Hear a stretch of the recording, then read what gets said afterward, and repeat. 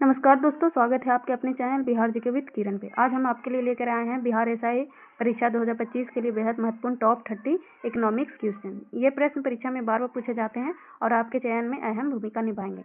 अगर आप बिहार एसआई, दरोगा, बीपीएससी कांस्टेबल या किसी भी प्रतियोगी परीक्षा के लिए तैयारी कर रहे हैं तो ये प्रश्न आपके लिए बहुत ही उपयोगी होंगे। इन सवालों को ध्यान से पढ़िए और याद करिए और बार बार रिवीजन करते रहिए।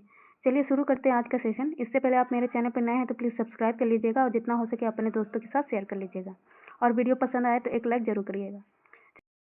चलिए आज का सेशन शुरू करते हैं हम। आज का फर्स्ट क्वेश्चन हो जाएगा हमारा, भारत में योजना आयोग का गठन कब हुआ था? भारत में योजना आयोग का गठन कब हुआ था? ऑप्शन नंबर ए में आपका 1947, बी में आपका 1950 में, सी में हो गया आपका 1952, डी 1960 में।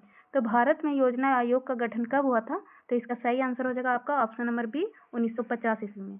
ऑप्शन नंबर बी इसका सही हो जाएगा 1950 में। चलिए आगे बढ़ते हैं क्वेश्चन नंबर 2 की ओर। चलिए क्वेश्चन नंबर 2 देखते हैं। क्वेश्चन नंबर 2 में आपका, भारत में पंचवर्षीय योजना किस मॉडल पर आधारित है? भारत में पंचवर्षीय योजना किस मॉडल पर आधारित है? तो ऑप्शन नंबर ए में आपका हेराल्ड डोमर मॉडल, बी में आपका रोस्टो मॉडल, सी में आपका केनीसियन मॉडल, डी में आपका मार्क्सवादी मॉडल। तो भारत में पंचवर्षीय योजना किस मॉडल पर आधारित है? तो इसका सही आंसर आपका क्या हो गया? ऑप्शन नंबर ए Herald Domar model. Option number ए हेराल्ड डोमर मॉडल। चलिए आगे बढ़ते हैं क्वेश्चन नंबर 3 की ओर। क्वेश्चन नंबर 3 में आपका, भारत का पहला पंचवर्षीय योजना काल क्या था? भारत का पहला पंचवर्षीय योजना काल क्या था? तो ऑप्शन नंबर ए में आपका 1950 से 1955, बी में आपका 1951 से 1956, सी में आपका 1952 से 1957, डी में आपका 1955 से 1960। भारत का पहला पंचवर्षीय योजना काल क्या था? तो क्वेश्चन नंबर 3 में हो जाएगा आपका ऑप्शन नंबर बी इसका सही हो जाएगा 1951 से 1956। भारत का पहला पंचवर्षीय योजना काल क्या था? तो ऑप्शन नंबर बी इसका सही हो जाएगा। चलिए आगे बढ़ते हैं क्वेश्चन नंबर 4 की ओर। क्वेश्चन नंबर 4 में है आपका, भारत में राष्ट्रीय आय का अधिकतम योगदान किस क्षेत्र से आता है? भारत में राष्ट्रीय आय का अधिकतम योगदान किस क्षेत्र से आता है? तो ऑप्शन नंबर ए कृषि, बी उद्योग, सी सेवा क्षेत्र, डी खनन। तो भारत में राष्ट्रीय आय का अधिकतम योगदान किस क्षेत्र से आता है? तो ऑप्शन नंबर इसका सी सही हो जाएगा, सेवा क्षेत्र। ऑप्शन नंबर सी इसका सही हो जाएगा। चलिए आगे बढ़ते हैं क्वेश्चन नंबर 5 की ओर। क्वेश्चन नंबर 5 में है आपका, ग्रीन रिवोल्यूशन हरित क्रांति का संबंध किससे है? हरित क्रांति का संबंध किससे है? तो ऑप्शन नंबर ए उद्योग, बी कृषि उत्पादन, सी सेवा, डी विदेशी व्यापार। तो इसका आंसर क्या हो जाएगा? हरित क्रांति का संबंध किससे है? तो ऑप्शन इसका सही हो जाएगा बी कृषि उत्पादन से। ऑप्शन नंबर बी इसका सही हो जाएगा। चलिए आगे बढ़ते क्वेश्चन नंबर 6 की ओर। क्वेश्चन नंबर 6 में आपका, नाबार्ड की स्थापना कब हुई थी? नाबार्ड की स्थापना कब हुई थी? ऑप्शन नंबर ए में आपका 1975, बी 1982, सी 1980, डी 1985। नाबार्ड की स्थापना कब हुई थी?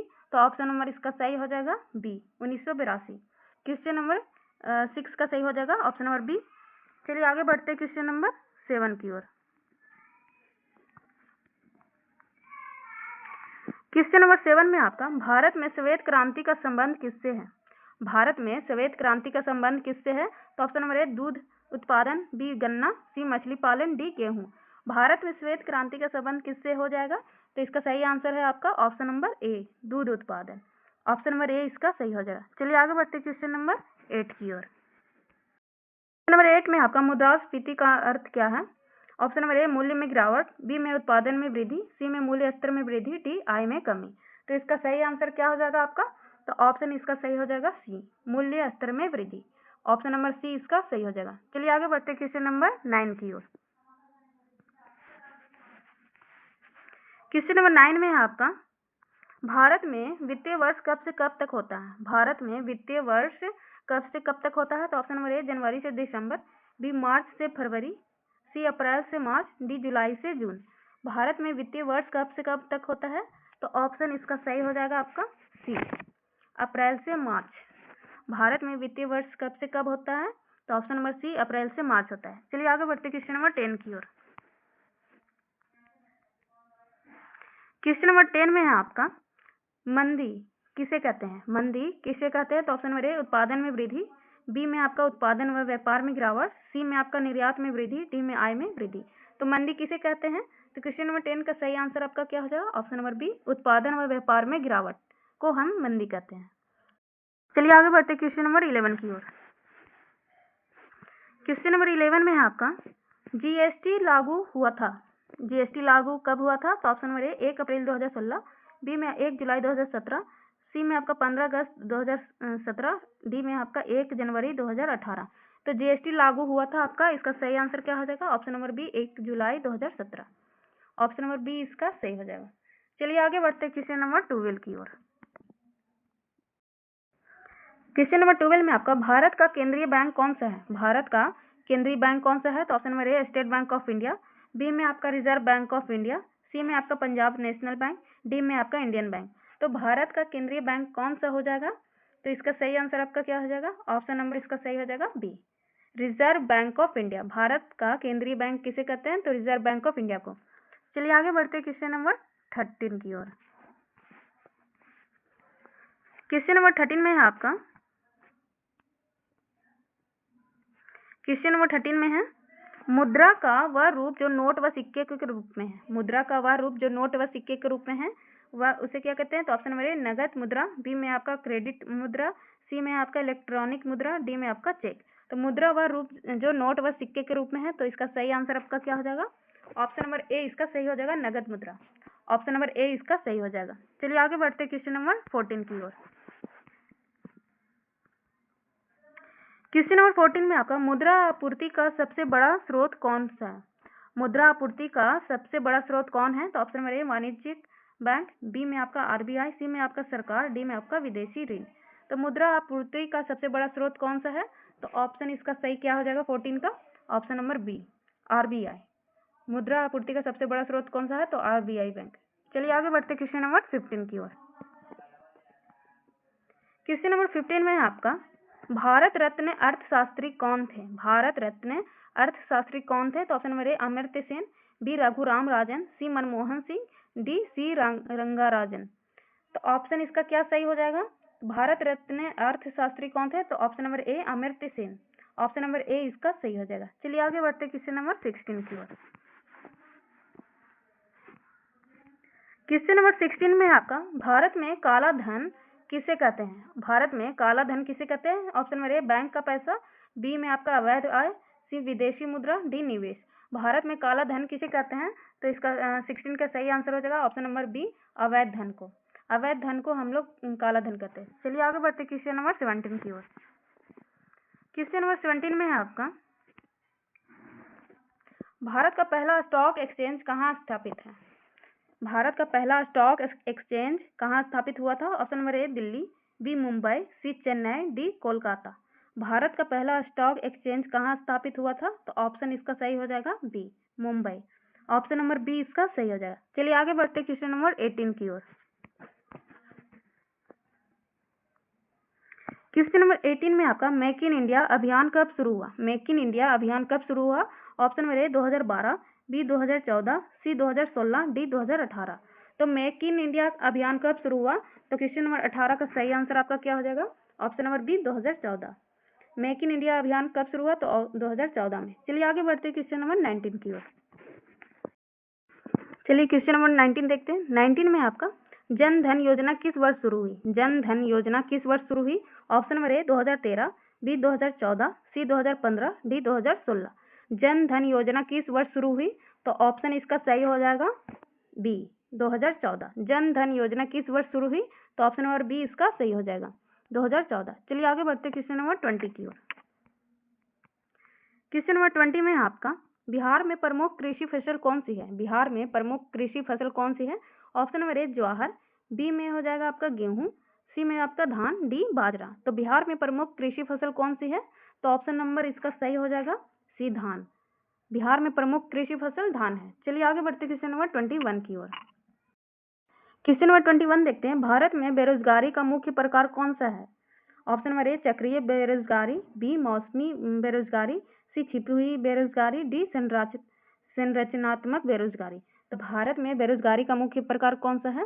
तो 21 का सही आंसर हो जाएगा आपका ऑप्शन नंबर सी, छिपी हुई बेरोजगारी। ऑप्शन नंबर सी इसका सही हो जाएगा। चलिए आगे बढ़ते क्वेश्चन नंबर 22 की ओर। क्वेश्चन नंबर 22 में है आपका, आर्थिक जनगणना भारत में कितने वर्ष के अंतराल पर होती है? आर्थिक जनगणना भारत में कितने वर्ष के अंतराल पर होती है? ऑप्शन नंबर ए 5 वर्ष, बी 7 वर्ष, सी 10 वर्ष, डी 12 वर्ष। आर्थिक जनगणना भारत में कितने वर्ष के अंतराल पे होती है? तो ऑप्शन इसका सही हो जाएगा ए 5 वर्ष। आर्थिक जनगणना भारत में कितने वर्ष के अंतराल पे होती है? तो ऑप्शन नंबर ए 5 वर्ष। चलिए आगे बढ़ते क्वेश्चन नंबर 23 की ओर। 23 में आपका WTO का मुख्यालय कहाँ है? WTO का मुख्यालय कहाँ है? तो option number A Washington, B New York, C Geneva, D Paris. तो WTO का मुख्यालय कहाँ है? तो इसका सही आंसर आपका हो गया option number C Geneva. Option number C इसका सही हो गया 23 का। चलिए आगे बढ़ते क्वेश्चन नंबर 24 की ओर।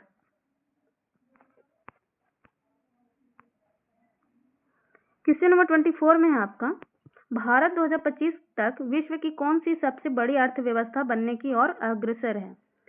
भारत 2025 तक विश्व की कौन सी सबसे बड़ी अर्थव्यवस्था बनने की ओर अग्रसर है? तो ऑप्शन नंबर ए तीसरी, बी चौथी, सी पांचवी, डी छठी। तो भारत 2025 तक विश्व की कौन सी सबसे बड़ी अर्थव्यवस्था बनने की और अग्रसर है? तो ऑप्शन इसका सही हो जाएगा ए तीसरी। ऑप्शन नंबर ए तीसरी। चलिए आगे बढ़ते क्वेश्चन नंबर 25 की ओर। क्वेश्चन नंबर 25 में आपका, योजना आयोग की जगह किस संस्था का गठन हुआ? योजना आयोग की जगह किस संस्था का गठन हुआ? तो ऑप्शन नंबर ए नीति आयोग, बी वित्त आयोग, सी CAG, डी RBI। योजना आयोग की जगह किस संस्था का गठन हुआ? तो 25 का सही आंसर हो जाएगा आपका ऑप्शन नंबर ए नीति आयोग। ऑप्शन नंबर ए नीति आयोग सही हो जाएगा। योजना आयोग की जगह किस संस्था का गठन हुआ? तो ऑप्शन नंबर ए नीति आयोग का। चलिए आगे बढ़ते क्वेश्चन नंबर 26 की ओर। क्वेश्चन नंबर 26 में आपका GDP का पूरा नाम क्या है? GDP का पूरा नाम क्या है? तो option number A gross domestic product, B में आपका ग्रेट डोमेस्टिक प्रोडक्ट, सी में आपका ग्रॉस डायरेक्ट प्रोडक्ट, डी में आपका जनरल डोमेस्टिक प्रोडक्शन। तो GDP का पूरा नाम क्या हो जाएगा? इसका सही आंसर हो जाएगा आपका option number A gross domestic product. Option number A gross domestic product इसका सही हो जाएगा। चलिए आगे बढ़ते क्वेश्चन नंबर 27 की ओर। क्वेश्चन नंबर 27 में आपका, भारत में सबसे अधिक विदेशी मुद्रा किससे प्राप्त होती है? भारत में सबसे अधिक विदेशी मुद्रा किससे प्राप्त होती है? तो ऑप्शन नंबर ए कृषि निर्यात, बी उद्योग, सी सेवा क्षेत्र IT एवं BPO, डी खनन। तो भारत में सबसे अधिक विदेशी मुद्रा किससे प्राप्त होती है? तो 27 का सही आंसर हो जाएगा ऑप्शन नंबर सी सेवा क्षेत्र। ऑप्शन नंबर सी इसका सही हो जाएगा सेवा क्षेत्र। चलिए आगे बढ़ते क्वेश्चन नंबर 28 की ओर। क्वेश्चन नंबर 28 में आपका, बिहार में लाख उत्पादन किससे संबंधित है? बिहार में लाख उत्पादन किससे संबंधित है? ऑप्शन नंबर ए रेशम, बी कीट, सी पेड़, डी धान। बिहार में लाख उत्पादन किससे संबंधित है? तो ऑप्शन नंबर बी इसका सही हो जाएगा कीट। ऑप्शन नंबर बी इसका सही हो जाएगा। चलिए आगे बढ़ते क्वेश्चन नंबर 29 की ओर। क्वेश्चन नंबर 29 में आपका, विश्व बैंक की स्थापना कब हुई थी? विश्व बैंक की स्थापना कब हुई थी? तो option number A 1944, B 1945, C 1950, D 1955। तो विश्व बैंक की स्थापना कब हुई थी? तो 29 का सही आंसर हो जाएगा आपका ऑप्शन नंबर ए 1944।